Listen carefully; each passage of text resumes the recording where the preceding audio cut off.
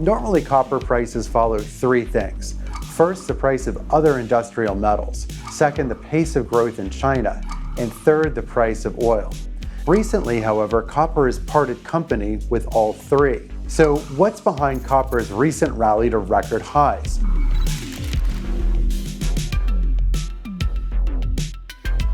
For starters, among the various industrial metals, copper is the only one trading at a record high. Alloy and steel prices are 20% lower than they were 2 years ago, while lithium and cobalt prices are down by anywhere from 2/3 to 3/4 from their records. Now, for most of the past 20 years, copper prices have closely followed on the heels of Chinese growth, hitting their peaks and valleys anywhere from 2 to 12 months after the Chinese economy. However, while Chinese growth has slumped to its slowest since early 2020, copper prices have broken $5 per pound for the first time ever.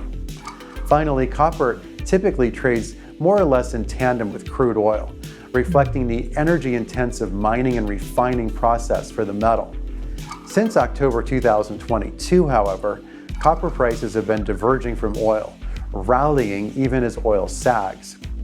October 2022 also happens to be the month that the U.S. Congress passed the Inflation Reduction Act, which provided over $60 billion for EV recharging stations, as well as many other copper-intensive improvements to the electric grid.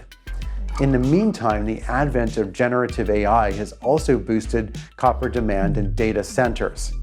This new demand for copper has collided with extremely slow-growing mining output, which has trailed that of just about every other ferrous and base metal. And when demand rises and supplies don't, the usual result is higher prices.